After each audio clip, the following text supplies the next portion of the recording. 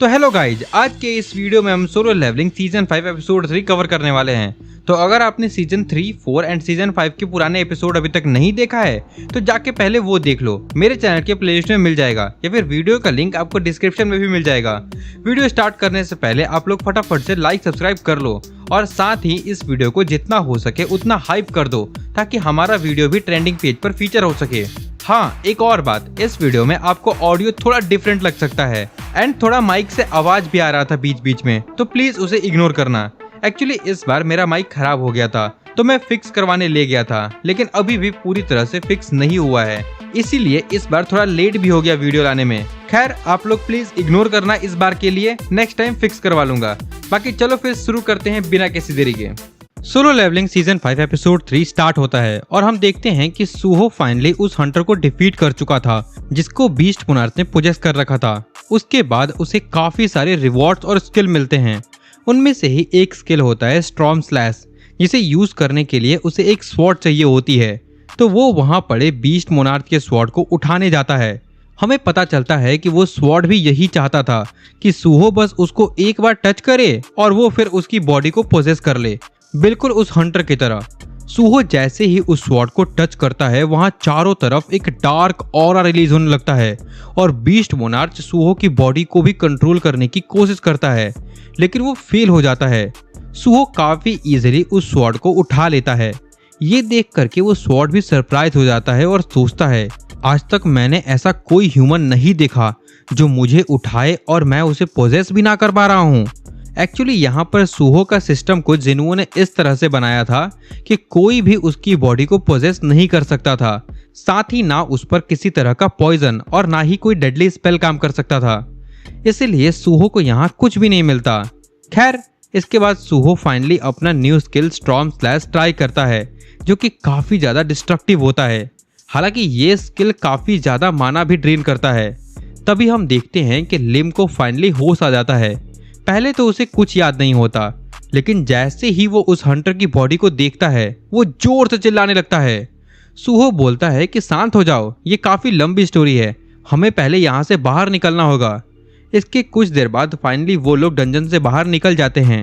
सूहो लिम को बाहर छोड़ देता है और कहता है कि तुम यहीं रुको, मैं एक बार फिर से डंजन चेक करता हूँ, कहीं कोई अंदर सर्वाइवर तो नहीं है। इतना भूल करके फिर से वो डंजन के अंदर चला जाता है। इधर लिम सोच रहा होता है, एक ई रैंक हंटर जिसके पास इतना पावरफुल समनिंग स्किल है, आखिर सूहो इतना स्ट्रॉन्ग कैसे है? हो ही नहीं सकता कि वो सिर्फ एक ई रैंक हंटर हो। खैर, फिलहाल ये मैटर नहीं करता। उससे ज्यादा इम्पोर्टेंट ये है कि सूहो ने इतने सारे लोगों को अकेले रेस्क्यू किया है, वरना आज हम सब की लाशें बाहर आ रही होती अंदर से। इधर हम डंजन के अंदर सूहो को देखते हैं जो कि बचे खुचे मॉन्स्टर्स का सफाया कर रहा था। कुछ देर बाद फाइनली वो सारे वुल्फ मॉन्स्टर का सफाया कर देता है और कहता है कि मुझे लगा नहीं था कि यहाँ अब भी इतने सारे मॉन्स्टर्स जिंदा होंगे। बैरू बोलता है कि एटलीस्ट आपका लेवल अप तो हो रहा है, तो ये वेस्ट नहीं था। तभी सूहो अचानक से अपने न्यू स्वॉर्ड की तरफ देखता है और बोलता है, बाय द वे तुम्हारा अटैक डैमेज बीच फाइट में अचानक से कम कैसे हो गया था? वो स्वॉर्ड एटीट्यूड में बोलता है, क्या तुम्हें सच में लगा कि मैं कभी शैडो मोनार्च के ब्लड के साथ काम करूंगा? तभी हम उस स्वॉर्ड का स्टेटस बार देखते हैं जिसमें साफ साफ लिखा था कि इस स्वॉर्ड के अंदर राकन यानी बीस्ट मोनार्च की स्पिरिट है। इधर हम देखते हैं कि बैरू और उसके बीच में नोक-झोंक होने लगती है। ये सब देखकर सूहो बेचारा सोचने लगता है कि पहले तो सिर्फ एक बोलने वाला इंसेक्ट था, अब तो एक स्वॉर्ड भी आ गया है। इसके बाद सूहो फाइनली उस चैम्बर में जाता है जहां पर ये स्वॉर्ड उन हंटर्स को मिला था। वहां वो देखता है कि जो भी हंटर गए थे वो सब मर चुके थे। ये देख करके बैरू और सूहो काफी सैड हो जाते हैं, लेकिन वो स्वॉर्ड हंसकर बोलने लगता है, मैंने इन सबको मारा है। जो लोग भी हमारे मोनार्च ऑफ फैंग्स के सेंचुरी के अंदर आने की हिम्मत करेंगे उनके साथ यही हाल होना चाहिए। इतना सुनते ही सूहो गुस्सा हो जाता है और उस स्वॉर्ड को जोर से पकड़ करके वहीं जमीन में गाड़ देता है और बोलता है, तुम बिल्कुल चुप रहोगे कुछ देर के लिए। जिसके बाद सूहो उन हंटर्स की तरफ जाता है। तभी उसके सिस्टम से नोटिफिकेशन आता है, क्या आप शैडो एक्सट्रैक्शन स्किल का यूज करना चाहोगे? सूहो कंफ्यूज होकर के बैरू से पूछता है, शैडो एक्सट्रैक्शन ह्यूमन पर भी यूज कर सकते हैं? बैरू बताता है, हाँ, ये स्किल किसी भी कॉर्प्स पर यूज कर सकते हैं, नो मैटर वो किसी की भी हो। जिसके बाद सूहो उन डेड बॉडीज की तरफ हाथ बढ़ाता है, लेकिन वो उनकी शैडो एक्सट्रैक्ट नहीं करता, बल्कि वो उन्हें उठाकर ले जाने लगता है। बैरू कंफ्यूज होकर पूछता है, क्या आप उनकी शैडो एक्सट्रैक्ट नहीं करोगे? सुहो बोलता है, मरने के बाद भी इनसे फाइट करवाना एक पनिशमेंट की तरह है। इतना बोल करके वो उनकी डेड बॉडीज को एक बॉक्स में रख देता है। इसके बाद वो बैरू से पूछता है, तुमने कहा कि मेरे डैड एक मोनार्च हैं, लेकिन अगर ऐसा है तो बाकी मोनार्च को मेरे डैड ने क्यों मारा? कहीं ये मोनार्च इटारिम से तो कनेक्टेड नहीं है? बैरू बोलता है कि आप फिलहाल इतना समझ लीजिए कि इटारिम शैडो मोनार्च का करंट एनिमी है और मोनार्च उसके प्रीवियस एनिमीज थे। फिर वो सब कुछ डिटेल में बताता है कि टोटल 8 और मोनार्च हुआ करते थे, लेकिन शैडो मोनार्च ने उन सबको डिफीट कर दिया। ये सुनकर के सुहो शॉक हो जाता है और पूछता है कि मेरे डैड ने ऐसा किया? जिस पर वहां पड़ा बीस्ट मोनार्च का स्वॉर्ड भी बोलता है, हाँ, शैडो मोनार्च ने मेरे मास्टर बीस्ट मोनार्च को डिफीट किया था, इसीलिए मैं उसे कभी माफ नहीं करूंगा। अगर मेरे पास भी इनफ स्ट्रेंथ होती तो मैं तुम्हारे भी टुकड़े करके उन्हें भेड़ियों को खिला देता। ये सुनकर के सुहो बोलता है, मैं तुम्हारी फीलिंग समझ सकता हूँ। मेरे डैड ने भी बाकी मोनार्च से फाइट की थी ताकि वो अर्थ को प्रोटेक्ट कर सके, और तुम भी इस चैम्बर को, जो कि बीस्ट मोनार्च की सेंचुरी है, उसे प्रोटेक्ट करते आए हो। दोनों अपनी अपनी जगह सही हैं और दोनों ने वही प्रोटेक्ट किया जो उनके लिए इम्पोर्टेंट था। लेकिन मुझे एक बात समझ नहीं आ रही कि आखिर तुम मुझसे फाइट क्यों करना चाहते हो? जस्ट बिकॉज मैं शैडो मोनार्च का ब्लड हूँ? फिर सुहो उसके करीब जाता है और समझाता है, अगर तुम्हारा मिशन इस प्लेस को प्रोटेक्ट करना है तो क्यों ना तुम मेरे साथ मिलकर काम करो, क्योंकि ये जो इटारिम है वो अर्थ को डिस्ट्रॉय करना चाहता है, और जब अर्थ ही नहीं रहेगा तो इस प्लेस का भी कोई नामो निशान नहीं बचेगा। तो तुम मुझे अपनी पावर फुल पोटेंशियल पर यूज करने दो, और बदले में हम दोनों मिल करके इस प्लेस और अर्थ दोनों को प्रोटेक्ट करेंगे। ये सुनकर के बीस्ट मोनार्च का स्वॉर्ड शांत हो जाता है और सोचने लगता है कि अब मुझे शैडो मोनार्च के ब्लड के साथ कोऑपरेट करना पड़ेगा। लेकिन तभी सुहो उसे जमीन से वापस निकाल लेता है और कहता है, चलो अब टाइम आ चुका है शैडो और फैंग को मिला करके एक अलायंस बनाने का। इसके बाद सीन कट होता है एक रेस्टोरेंट में, जहां हम लिम को देखते हैं। उसके साथ 2 रिपोर्टर्स भी होते हैं जो डंजन के अंदर क्या हुआ उसके बारे में पूछ रहे थे। लिम अपने मन में सोचता है, मैं एक ई रैंक हंटर हूँ और सुहो मुझसे काफ़ी स्ट्रांग है, फिर भी उसने मुझे काफ़ी काइंडली ट्रीट किया, तो ये टाइम है मुझे उसका फेवर रिटर्न करने का। इसके बाद सीन शिफ्ट होता है और हम देखते हैं कि चारों तरफ न्यूज़ में सिर्फ एक ही ई रैंक हंटर की बात हो रही थी कि कैसे एक ई रैंक हंटर ने ना सिर्फ सारे मॉन्स्टर को डिफीट किया बल्कि अकेले ही सारे सर्वाइवर्स को रेस्क्यू भी किया। इसके बाद हमें एक काफ़ी बड़ी गिल्ड का हेडक्वार्टर दिखाया जाता है, जो ये सब न्यूज़ सुनने के बाद सुहो को अपनी गिल्ड में रिक्रूट करना चाहते थे। उनका मानना था कि क्योंकि ये हंटर अभी काफ़ी पॉपुलर हो चुका है, अगर वो इस हंटर को अपनी गिल्ड में रिक्रूट कर लेंगे तो न्यूज़ में काफ़ी बड़ी हेडलाइंस बनेगी और उनकी गिल्ड का भी काफ़ी नाम होगा। इसीलिए वो सुहो को अपनी गिल्ड ज्वाइन करने का रिक्वेस्ट भेजते हैं। इधर हम सुहो को देखते हैं, जिसको सिर्फ उस गिल्ड नहीं बल्कि काफ़ी सारी गिल्ड से रिक्वेस्ट आ रहे थे, लेकिन सुहो उन सबको रिजेक्ट करते जा रहा था क्योंकि वो लोग सुहो को सिर्फ एज अ माइनर या कलेक्टर हायर करना चाहते थे। कोई भी ऐसा गिल्ड नहीं था जो उसे एज अ हंटर हायर करना चाहता हो और उसे रेड टीम के साथ भेजना चाहता हो। इसीलिए सुहो इन सबसे फ्रस्ट्रेट भी हो जाता है। तभी वहां हम सुहो के बगल में बीस्ट मोनार्च का स्वॉर्ड भी देखते हैं, जिसके बाद हमें एक फ्लैशबैक दिखाया जाता है जब डंजन के अंदर सुहो ने उस स्वॉर्ड को एक साथ यूनाइट होकर के फाइट करने का ऑफर दिया था। उस वक्त पहले तो उसने काफी नखरे किए थे, लेकिन फिर वो भी तैयार हो गया था, पर उसने एक कंडीशन रखी थी जो कि काफी सिंपल थी। वो सिर्फ यही चाहता था कि जब भी कोई ऐसा डंजन अपीयर हो जिसमें बीस्ट मोनार्च की सेंचुरी हो, जैसे इस डंजन में था, तो सुहो उसे वहां लेकर जाए। सुहो ने भी उसके टर्म्स पर अग्री कर लिया था, क्योंकि डंजन एक्सप्लोर करना और मॉन्स्टर को डिफीट करना तो उसका मिशन था, फर्क नहीं पड़ता कि डंजन कौन सा हो। अब बैक टू प्रेजेंट, सुहो पूछता है कि क्या तुम नेक्स्ट सेंचुरी की लोकेशन जानते हो? तो उसका स्वॉर्ड बोलता है कि अगर मेरे मास्टर का कोई भी सेंचुरी अपीयर होता है तो चाहे वो कितनी दूर भी क्यों ना हो, मैं काफी इजीली उसे सेंस कर सकता हूँ। और इस वक्त मैं एक सेंचुरी की लोकेशन तो सेंस कर पा रहा हूँ, लेकिन उस डंजन का गेट अब गायब हो चुका है। मतलब जहाँ भी ये सेंचुरी थी वहाँ डंजन ब्रेक हो चुका है और सारे मॉन्स्टर्स बाहर आकर घूम रहे हैं। इसके बाद सुहो अपने अंकल जिन्हू के पास मैसेज कर देता है कि वो किसी काम से बाहर जा रहा है, इसीलिए आप मेरी चिंता मत करना। और इतना बोल करके सूहो, उसका स्वॉर्ड और बैरू तीनों साथ में उस लोकेशन की तरफ निकल पड़ते हैं। कुछ देर बाद वो लोग उस लोकेशन पर पहुंचते हैं जो कि एक काफी सुनसान एबेंडेंड जंगल जैसी जगह होती है। ये देख करके सूहो हल्का सा सरप्राइज होता है। क्या तुम श्योर हो कि ये वही लोकेशन है? उसका स्वॉर्ड बोलता है, हाँ बिल्कुल। तभी सूहो वहाँ एक नोटिस बोर्ड पढ़ता है जिसमें लिखा होता है कि ये लोकेशन किसी हंटर गिल्ड के नाम पर रजिस्टर है और ये प्राइवेट प्रॉपर्टी है, इसीलिए यहाँ ट्रेस पासिंग अलाउ नहीं है। सूहो ये भी बताता है कि ये गिल्ड कोई नॉर्मल गिल्ड नहीं, बल्कि इसमें सारे के सारे हंटर्स, गैंगस्टर या क्रिमिनल्स भरे पड़े हैं। लेकिन सूहो फिर भी एंटर करने का डिसाइड करता है, जिसके लिए वो सबसे पहले वहां लगे सिक्योरिटी कैमरा को अपने रूरल अथॉरिटी का यूज करके डिस्ट्रॉय कर देता है, ताकि कोई एविडेंस ना रहे कि वो यहाँ आया था। इसके बाद जैसे ही वो अंदर जाता है, वहाँ चारों तरफ काफी थिक फॉग होती है, जो कि थोड़ा अजीब लग रहा था। इसीलिए वो बैरू से पूछता है, क्या ऐसे फील्ड टाइप डंजन्स में इतनी फॉग नॉर्मल है? बैरू बताता है कि ये सिर्फ फॉग नहीं है, बल्कि ये एक आउटर स्पेस की मैजिक है जो यहाँ के डायमेंशन बैरियर को ब्रेक करने की कोशिश कर रही है।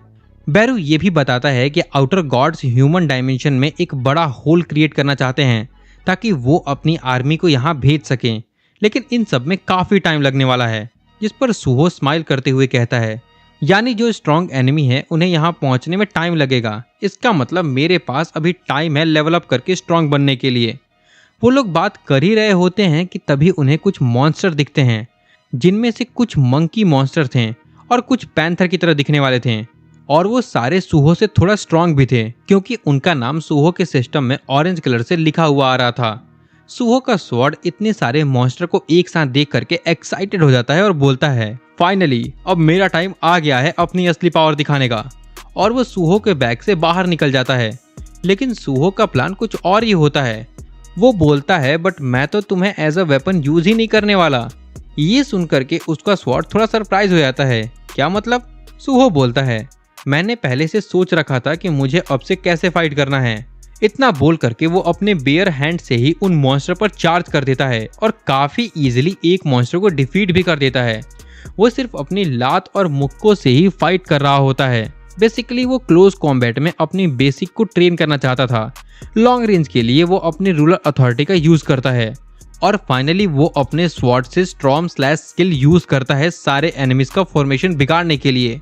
उसके बाद वो शैडो गॉन्टलेट पहनता है और बचे हुए सारे मॉन्स्टर को चुन चुन कर खत्म कर देता है।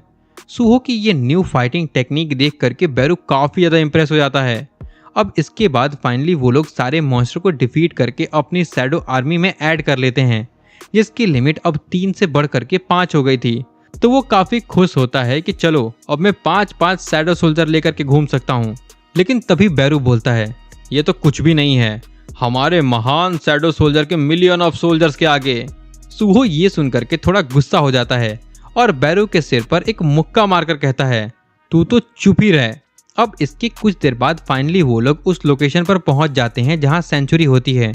वहां पर उन्हें एक सस्पिशियस सा कैंप दिखता है, लेकिन उन्हें कोई ऐसा गेट नहीं दिखता है जहां से वो सेंचुरी के अंदर जा सकें। तभी वहां अचानक से उस कैंप में उन्हें 2 हंटर दिखते हैं। सो वो सरप्राइज होता है कि इतनी सुनसान जगह पर भी कोई रहता है, वो भी इतनी रात को। उसे ये सब थोड़ा सा सस्पिशियस लगता है। तभी वहां कैंप के गेट पर एक ट्रक आती है।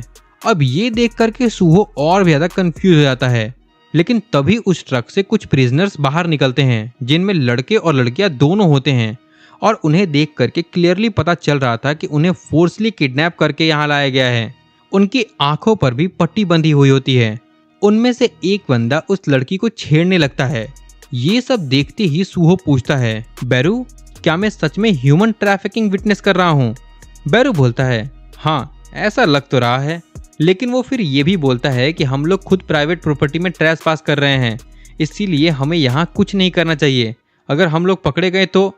वो इतना बोल ही रहा होता है कि तभी वो देखता है कि वहाँ सूहो तो है ही नहीं। उसका स्वॉर्ड बोलता है वो तो ऑलरेडी चला भी गया। इधर हम देखते हैं कि वो हंटर उस लड़की को परेशान कर रहा था। तभी उसे कुछ सेंस होता है और वो पीछे मुड़कर देखता है, लेकिन इससे पहले कि वो कुछ रिएक्ट कर पाता, सीधा सूहो उसके फेस पर एक किक मार करके उसे जमीन पर लिटा देता है। अब ये देखकर वहां जो बाकी के हंटर्स थे वो सब सरप्राइज रह जाते हैं। उधर बैरू भी अपना सर पकड़ रहा होता है और सूहो के न्यू शैडो सोल्जर तो उस बेचारे हंटर के लिए सॉरी फील कर रहे थे। तभी पीछे से बाकी हंटर्स चिल्लाकर बोलते हैं, तुम आखिर कौन हो और यहाँ कैसे आए? ये सुनते ही सूहो को याद आता है कि उसने क्या कर दिया। वो यहाँ तो सीक्रेट मिशन के लिए आया था, लेकिन उस लड़की को मुसीबत में देखकर उसका बॉडी अपने आप मूव कर गया। इसीलिए अब सूहो थोड़ा पैनिक करने लगता है। मैं किसी और गिल्ड की टेरिटरी में आ गया हूँ, यहाँ अगर कोई मुझे देख लेगा तो पता नहीं क्या होगा। लेकिन तभी उसे एक आइडिया आता है। वो जिस शैडो सोल्जर को यूज करके अपना गॉन्टलेट बनाया था, उसी को यूज करके इस बार अपने फेस पर एक मास्क लगा लेता है और फिर पीछे मुड़कर गुस्से में बोलता है, आखिर किस किस्म के नीच हंटर्स हो तुम लोग? तुम लोगों का काम है इंसानों को प्रोटेक्ट करना, ना कि उन्हें किडनैप करके हार्म करना। जिस पर सामने से वो लोग बोलते हैं कि तुम होते कौन हो हमें ये बताने वाले? एक तो तुम इल्लीगली हमारे एरिया में ट्रेसपास किए, ऊपर से हम पर अटैक भी किया। कहीं तुझे मरने का शौक तो नहीं? इतना बोल करके दो हंटर एक साथ उसके ऊपर अटैक करने आते हैं, लेकिन सूहो काफी इजीली उनके मूव्स प्रिडिक्ट कर रहा था और डॉज भी कर रहा होता है। सूहो ने यहाँ आने से पहले इस गिल्ड के बारे में थोड़ी रिसर्च की थी, तो उसे पता था कि इस गिल्ड के सारे मेंबर डी रैंक के हैं, तो वो उन्हें काफी इजीली हैंडल कर सकता था। लेकिन जस्ट इन केस वो अपनी फुल स्ट्रेंथ यूज नहीं करता, क्योंकि क्या पता आगे उसके लिए कोई सरप्राइज वेट कर रहा हो। खैर, कुछ ही देर में वो वहां से सारे हंटर्स को एक एक करके डिफीट करने लगता है और उन सबको एक साथ रोप से बांध देता है। बैरू तो ये सब देखकर काफी इम्प्रेस हो जाता है और सूहो की तारीफ करने लगता है। तभी वहां जो प्रिजनर्स थे वो लोग भी आ करके सूहो को थैंक यू बोलते हैं उन्हें रेस्क्यू करने के लिए। वो लोग पूछते हैं कि क्या आपको हंटर एसोसिएशन वालों ने भेजा है? सूहो बोलता है, हाँ ऐसा ही समझ सकते हो। फिर सूहो उन्हें बोलता है, मैं यहाँ सारी चीजों का देख लूंगा, तुम लोग यहाँ से किसी तरह सेफ जगह पर निकल जाओ। जिसके बाद वो लोग ट्रक लेकर के वहां से चले जाते हैं। सूहो अभी भी कंफ्यूज होता है कि आखिर ये गिल्ड वाले लोगों को किडनैप क्यों कर रहे थे, इनका क्या इंटेंशन था। तभी पीछे से उसका स्वॉर्ड बोलता है, मैं सेंस कर पा रहा हूँ। सूहो पूछता है, क्या मतलब, तुम किसकी बात कर रहे हो? स्वॉर्ड बोलता है, वही जिसके लिए हम यहाँ आए थे, वो उस वेयर हाउस में है। इसके बाद वो लोग उस वेयर हाउस के अंदर जाते हैं, लेकिन जैसे ही सूहो वेयर हाउस का गेट खोलता है वहाँ कुछ ऐसा देखता है कि सूहो पूरी तरह से हैरान हो जाता है। उस वेयर हाउस के अंदर काफी सारे पिंजरे बने होते हैं। सूहो तुरंत समझ जाता है कि यहाँ वो लोग इंसानों को कैद करके रखते होंगे। वहाँ पर बहुत सारी बेहोश करने वाली ड्रग भी होती है। तभी सूहो की नज़र एक छोटी सी पपी पर पड़ती है जो कि पिंजरे में कैद होता है। साथ ही उसे ड्रग ओवरडोज दे करके बेहोश कर रखा था उन लोगों ने। सूहो बोलता है, आखिर ये गिल्ड वाले क्या करना चाहते थे? उन्होंने इस मासूम पप्पी तक को नहीं छोड़ा। तभी उसका स्वॉर्ड अचानक से बोलता है, ये कोई पपी नहीं है, ये हमारे यंग वुल्फ हैं जो कि बीस्ट मोनार्च का डिसेंडेंट है। सूहो कंफ्यूज होकर पूछता है, क्या मतलब तुम्हारा? तो स्वॉर्ड बोलता है, शैडो मोनार्च के साथ वॉर हारने के तुरंत बाद बीस्ट मोनार्च ने अपने बचे हुए डिसेंडेंट को एक गार्ड के साथ इस सेंचुरी में भेज दिया था। उसे लगता था कि जब तक उसकी ब्लड लाइन जिंदा रहेगी तब तक एक दिन फिर से एक नया बीस्ट मोनार्च जन्म ले सकता है। वो नहीं चाहता था कि उसके मरने के बाद उसकी पूरी ब्लड लाइन हमेशा के लिए मिट जाए। बैरू भी कंफर्म करता है और बोलता है, मुझे भी इसके अंदर से बीस्ट मोनार्च की एनर्जी फील हो रही है, लेकिन वो एनर्जी अब काफी वीक हो चुकी है। अगर हमने जल्दी कुछ नहीं किया तो वो ज्यादा देर तक सरवाइव नहीं कर पाएगा। अब क्या करना चाहोगे यंग मोनार्च? सूहो ये सब सोच ही रहा होता है कि तभी पीछे से एक आवाज आती है, ये क्या है? यहाँ तो सिर्फ एक ही बंदा है। मुझे तो लगा कुछ लोग होंगे क्योंकि बाहर सारे लोग नॉकआउट पड़े हुए हैं। सूहो कंफ्यूज हो जाता है क्योंकि उसे लग रहा था कि उसने बाहर सारे हंटर्स को ठिकाने लगा दिया था। वो तुरंत अपना मास्क दोबारा पहन लेता है और पीछे मुड़ता है, लेकिन जैसे ही वो पीछे देखता है वो और ज्यादा हैरान हो जाता है क्योंकि वो कोई इंसान नहीं बल्कि एक मॉन्स्टर था। वो मॉन्स्टर बोलता है, ये गिल्ड वाले सारे यूजलेस ही होते हैं, मुझे कभी ह्यूमंस पर ट्रस्ट करना ही नहीं चाहिए था। तभी सूहो का स्वॉर्ड बोलता है, ब्रोकी क्या तुम अभी तक जिंदा हो? सूहो कंफ्यूज होकर पूछता है, क्या तुम एक दूसरे को जानते हो? स्वॉर्ड बताता है, हाँ मैं इसे जानता हूँ, ये वही गार्ड है जिसे बीस्ट मोनार्च ने अपने डिसेंडेंट को प्रोटेक्ट करने की ड्यूटी दी थी। ब्रोकी बोलता है, तो तुम भी जिंदा हो राकन फैंग? एक्चुअली राकन फैंग उस स्वॉर्ड का नाम है जो मैं पहले मेंशन करना भूल गया था। खैर, वो स्वॉर्ड बोलता है, ये सब क्या हो रहा है ब्रोकी? कहीं तुम भूल तो नहीं गए कि तुम्हें डिसेंडेंट को प्रोटेक्ट करने की ड्यूटी मिली थी? आखिर तुम ऐसा क्या कर रहे थे जिसकी वजह से इसकी हालत इतनी खराब हो चुकी है? इधर सूहो उस पपी को अपनी गोद में उठा लेता है, लेकिन ब्रोकी जैसे ही देखता है वो बोलता है, तुम्हारी हिम्मत कैसे हुई मेरे चीज को हाथ लगाने की? इतना बोल करके अगले ही सेकंड वो सूहो के पास पहुंच जाता है और इससे पहले कि सूहो रिएक्ट कर पाता वो उस पपी को सूहो के हाथ से छीन लेता है और सूहो को इतनी जोर से मारता है कि सूहो वेयरहाउस की दीवार तोड़ता हुआ बाहर जा करके कंटेनर से टकरा कर गिरता है। बेरू बेचारा दौड़ करके सूहो के पास जाता है और पूछता है, अब ठीक तो हो ना यंग मोनार्च? सूहो कहता है, मैंने अब तक जितने भी हिट्स अपने ऊपर लिए हैं उन सब में से सबसे ज्यादा मुझे इसी ने हर्ट किया है। हमें दिखता है कि सूहो के सर से खून भी निकल रहा था। तब बेरू रिवील करता है, जब हम इस जगह पर आए थे तब मुझे यहाँ अजीब सी एनर्जी फील हुई थी और अब मैं समझ गया हूँ कि वो एनर्जी किसकी थी। वो इटारिम की एनर्जी थी। मैं इस मॉन्स्टर के अंदर से इटारिम की एनर्जी फील कर सकता हूँ। ये सुनकर के सूहो भी शॉक हो जाता है। तभी सीन शिफ्ट होता है वेयरहाउस के अंदर, जहाँ सूहो के स्वॉर्ड और ब्रोकी के बीच बहस हो रही होती है, क्योंकि उसने बीस्ट मोनार्च के डिसेंडेंट का ठीक से ख्याल नहीं रखा था और वो अब मरने के हालात में था। उनके बीच काफी देर तक बहस होती है। तब जा करके ब्रोकी रिवील करता है कि वो इतने समय से इस पपी को जबरदस्ती जिंदा रख करके उसका खून पीते आया है, यानी अब उसके अंदर भी एक मोनार्च का खून दौड़ रहा है, इसीलिए वो अब पहले से स्ट्रांग भी हो गया है। ये सब सुन करके स्वॉर्ड गुस्सा हो जाता है और चिल्ला कर बोलता है, मैं तुम्हें जिंदा नहीं छोड़ूंगा।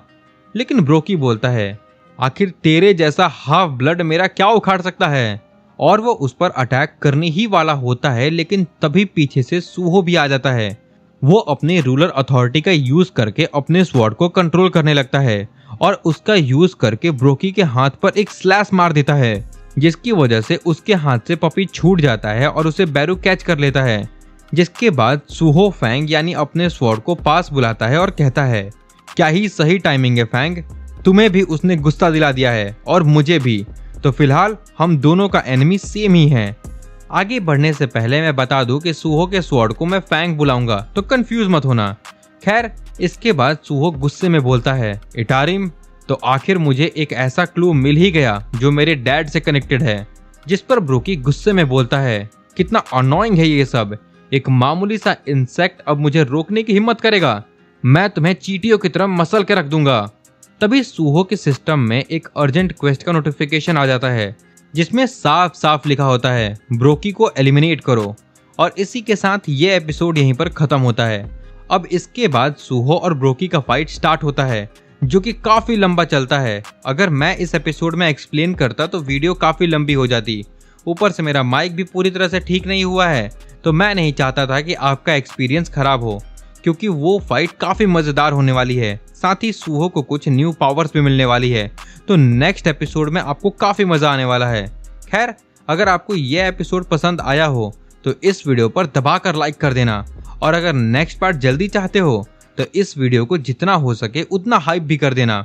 बाकी आपको हमारा ये न्यू एडिटिंग स्टाइल कैसा लगा कमेंट में जरूर बताना। फिलहाल आज के लिए इतना ही, मिलते हैं आपसे नेक्स्ट वीडियो में। Bye bye.